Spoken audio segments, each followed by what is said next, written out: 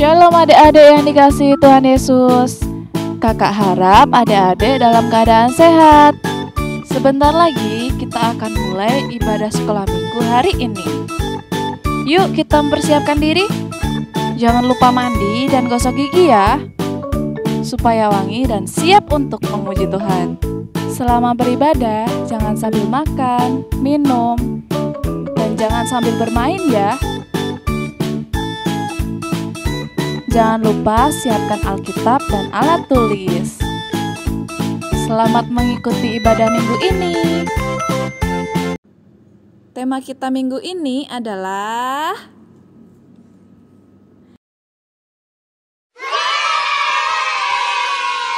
Shalom anak-anak, apa kabar hari ini? Sehat-sehat ya, kita harus sehat ya. Sekalipun kita kebaktian secara online, kita tetap semangat. Oh ya, Bu Esther mau tanya, anak-anak tetap setia nggak berdoa? Pasti ya, kita harus selalu berdoa. Oke, yuk kita akan bersama-sama menyanyikan lagu Ku tahu Tuhan dengar doa saya. Pasti Tuhan mendengarkan doa saya.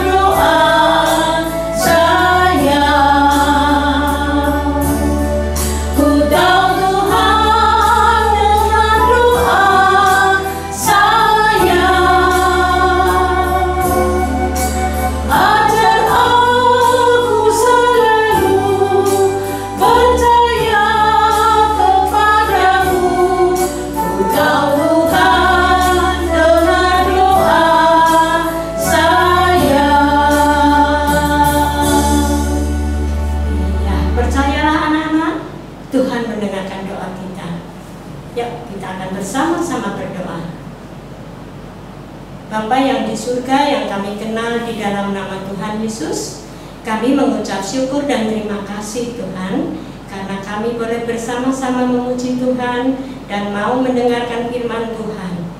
Tuhan, pimpin kami dari pertama hingga selesai di dalam acara kebaktian sekolah minggu ini. Di dalam nama Tuhan Yesus, kami sudah berdoa dan mengucap syukur. Amin. Anak-anak, Bu Ginti mau tanya dulu. Anak-anak punya harapan enggak? Punya keinginan enggak? Oh ya punya, kita pasti punya harapan. Contohnya, saya Bu Ginti kepinginnya nanti menjadi dokter, menjadi pendeta, menjadi guru, atau menjadi guru sekolah minggu. Anak-anak, kalau anak-anak kepingin mendapatkan suatu harapan, ayo kita minta kepada Tuhan. Yesus harapan jiwaku. Ayo kita bernyanyi, Yesus harapan jiwaku.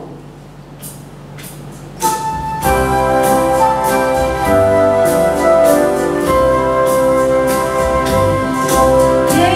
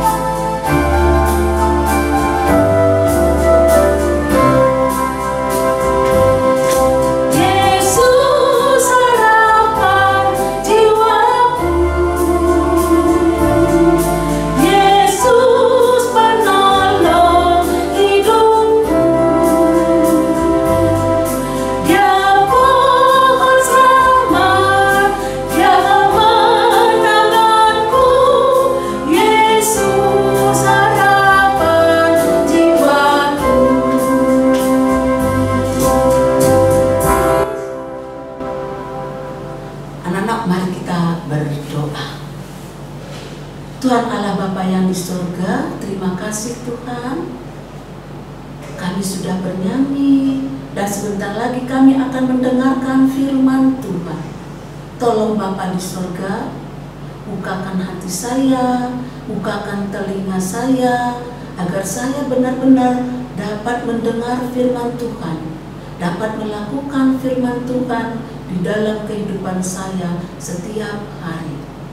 Tuhan Yesus, berkati Bu Marta yang akan memberitakan firman-Mu buat anak-anak kami.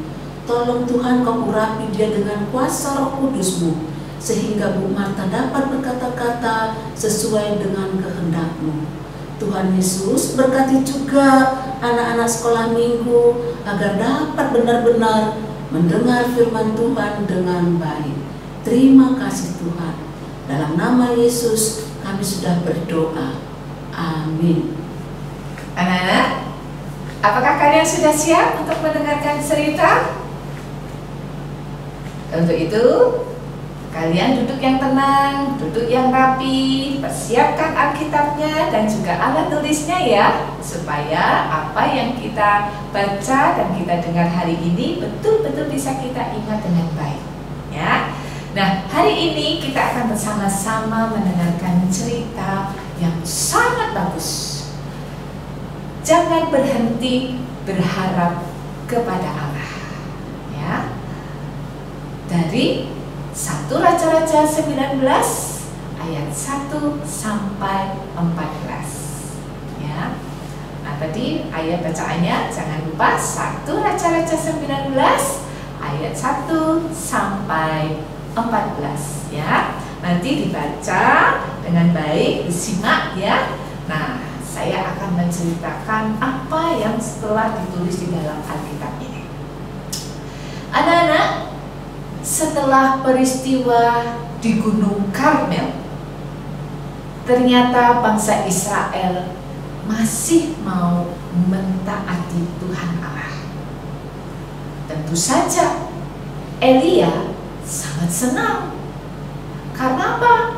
Mezbah untuk menyembah Baal itu akan dirobohkan. Dan Elia lah yang berani bertindak untuk mencapai semua itu. Elia harus bekerja keras lebih dari 3 tahun. Dia menunggu hal tersebut, mulai dari Sungai Kerit sampai kemudian ke Sarfat. Akan tetapi Elia mendapat kesulitan karena ada satu orang perempuan yang jahat yang menjadi ratu di Israel. Yaitu siapa? Ratu Isabel. Ratu ini marah mendengar Raja Ahab menceritakan kejadian yang terjadi di Gunung Karmel. Bagaimana nabi-nabi Baal yang berjumlah 450 orang itu ditangkap dan dihukum. Isabel sangat marah sebab Baal itu adalah dewanya. Kemudian Isabel mengutus utusan untuk menemui Elia. Pesannya katanya begini: aku akan membalas Elia sama seperti yang dilakukan Elia terhadap nabi-nabi Baal itu. Itu pesannya. Dan ketika utusan itu sampai ke Nabi Elia, Elia mendengar dan ia sadar bahwa Isabel akan menjadi lebih kejam dari sebelumnya. Lalu Raja Ahab menuruti kemauan Isabel. Elia menjadi putus asa, tidak punya harapan lagi. Dia merasa takut, merasa kecil dan lemah, tidak berdaya menghadapi Isabel. Lalu apa yang dilakukan Elia? Hanya satu. Tapi ia bukannya datang kepada Allah yang hidup dan berkuasa, melainkan Elia menjelajah seluruh Israel, jalan berkeliling. Badannya sudah sangat lelah. Tidak ada tempat yang dituju lagi. Dia asal berjalan tanpa punya tujuan di gurun pasir. Akhirnya Elia berhenti di dekat sebatang pohon kecil. Dia mengeluh, duduk di pohon itu dan mengerang, "Ya Tuhan, cukuplah ini. Biarkan aku mati sekarang. Aku tidak lebih baik dari nenek moyangku." Tidak ada bedanya. Elia benar-benar kecewa. Apa gunanya aku hidup lebih lama lagi? Kerajaan Allah sudah kalah, pikir Elia. Kemudian Elia membaringkan badannya di bawah pohon itu. Semangatnya hilang. Sebentar lagi dia akan menutup matanya untuk selamanya. Elia tertidur dengan harapan tidak bangun lagi esok hari. Tapi baru saja Elia tidur pulas,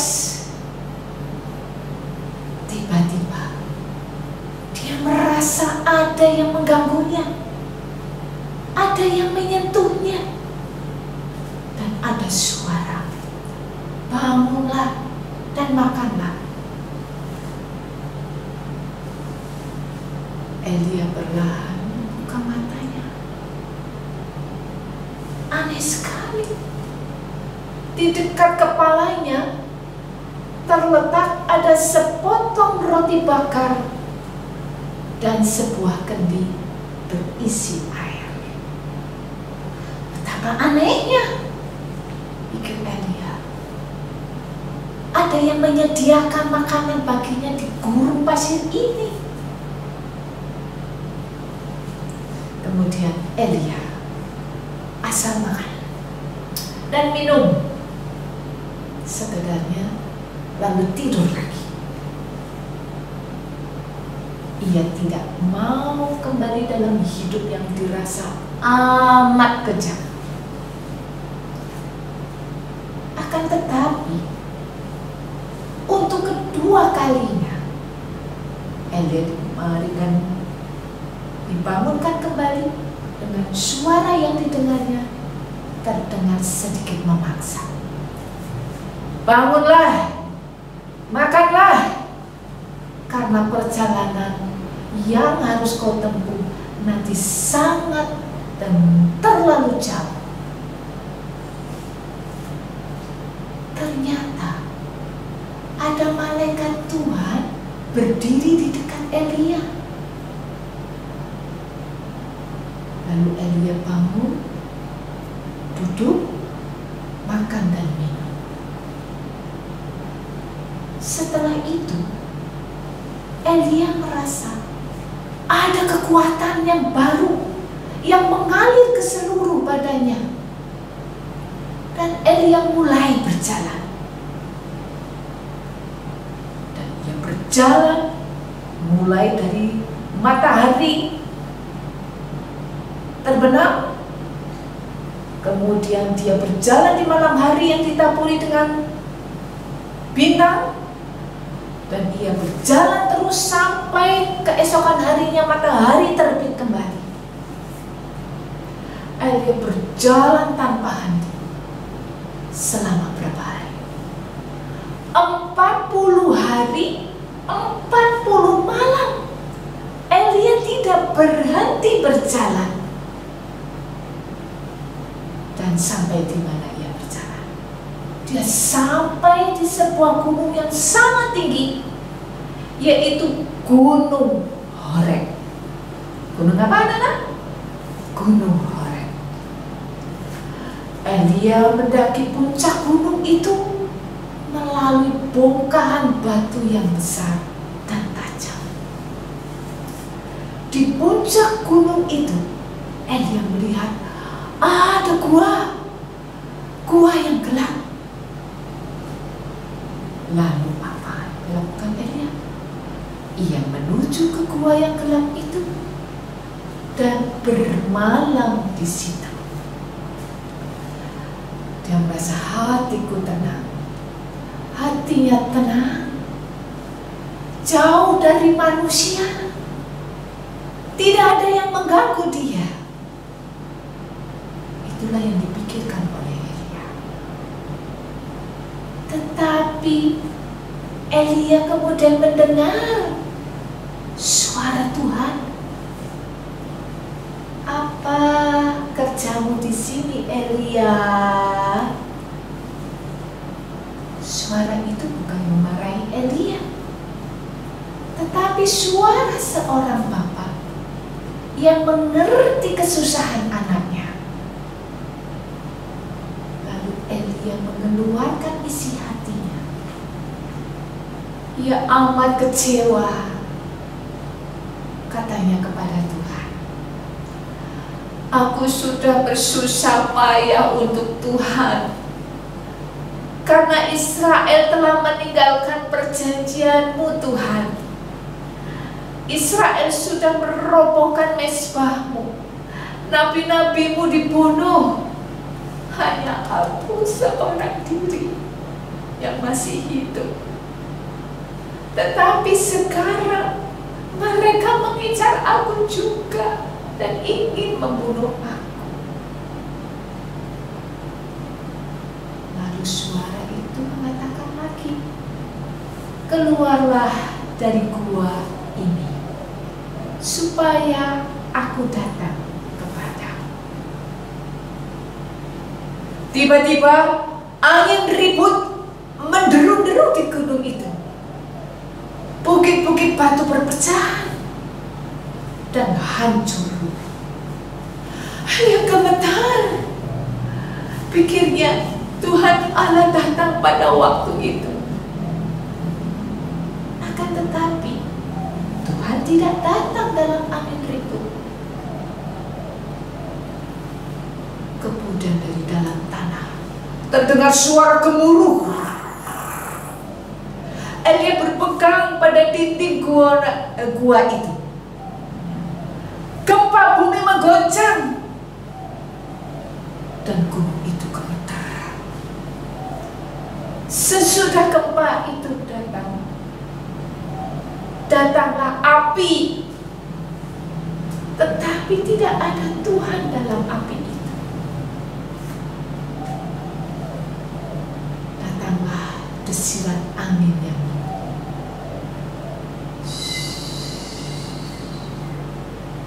ketika Elia mendengar suara desiran angin itu, dia menutup mukanya dengan jubahnya.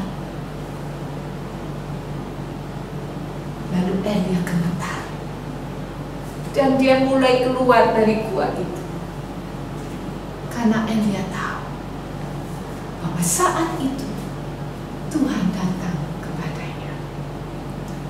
Dan Elia mendengar suara, apa kerjamu, Elia, di sini? Ketika Elia sadar bahwa ia bersalah, ia sudah berdosa, karena menjadi kecewa dan putus asa. Dan Elia hanya dapat mengulang jawabannya yang tadi disampaikan kepada Tuhan. Ya Tuhan, aku sudah berusaha untuk Tuhan, karena Israel meninggalkan perjanjian-Mu dan nabi-nabi-Mu sudah dibunuh. hanya aku yang tinggal. Dan sekarang mereka mengincar aku juga, Tuhan. Tetapi Tuhan tetap dengan lembut berkata, kembalilah ke Damsyik. Dan setelah itu Tuhan tetap memberi Elia tugas. Elia kembali bersemangat. Sebelumnya dia takut karena dikejar Raja Ahab dan Isabel. Tetapi sekarang Elia tahu bahwa Tuhan selalu menyertai dia dalam segala keadaan. Dia tidak takut lagi. Dia merasakan penyertaan Tuhan yang luar biasa.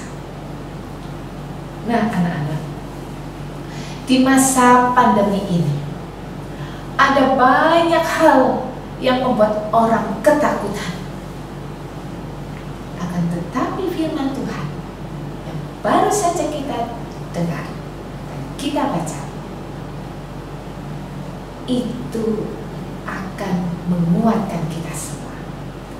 Tuhan akan menyertai kita semua dalam keadaan apapun juga. Karena itu kita tidak boleh berhenti berharap pada Tuhan. Nah, seperti ayat yang tertulis di dalam Mazmur 62 ayat yang ke-9a. Percayalah kepadanya setiap waktu. Nah, kita ulang ya. Mazmur 62 ayat 9a. Percayalah kepadanya setiap waktu. Nah, itu menjadi ayat hafalan kita. Ya. Masih ingat? Kita tutup ya Alkitabnya. Mazmur 62 ayat 9. Percayalah kepadanya setiap waktu. Ya, itu kita harus ingat dan kita harus yakin kalau Tuhan menyertai kita dalam segala kondisi apapun juga. Dan setiap waktu kita andalkan Tuhan, kita percaya Tuhan menolong kita semua. Nah, anak-anak, saya ingin mengingatkan kalian bahwa kita semua harus tetap yakin dan percaya pada Tuhan Yesus. Dan Yesus itu adalah harapan jiwaku. Dan kita mengingat satu lagu yang indah tadi, Yesus harapan jiwaku. Ya, ya.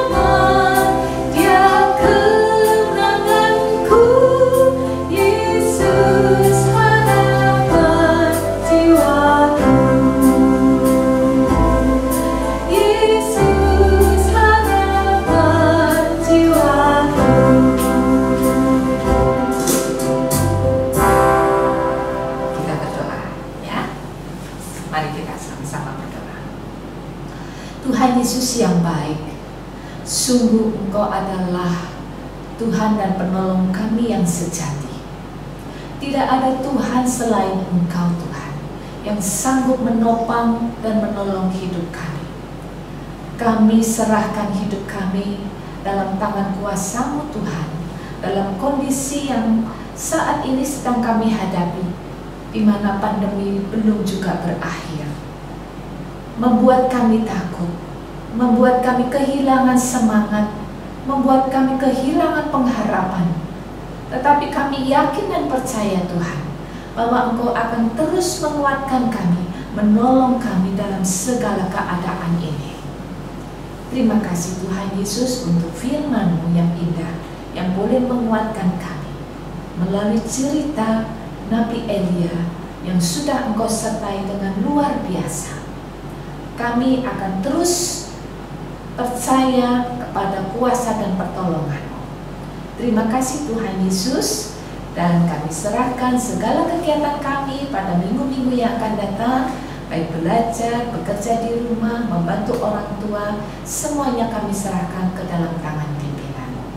Hanya di dalam nama Tuhan Yesus yang baik, kami bersyukur, memohon, dan berdoa. Haleluya.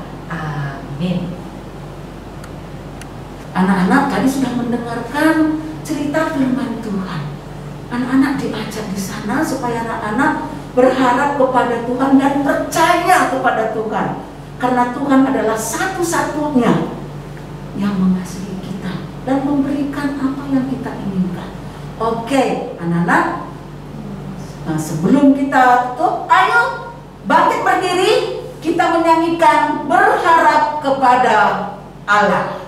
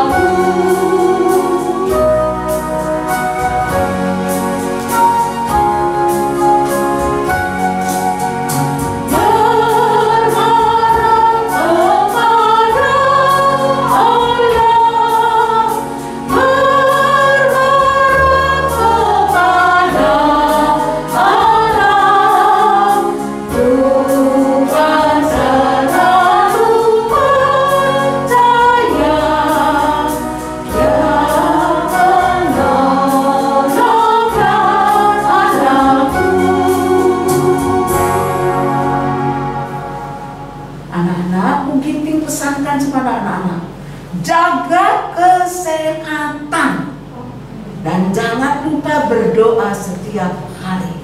Oke anak-anak, sampai jumpa minggu depan. Tuhan Yesus memberkati. Amin.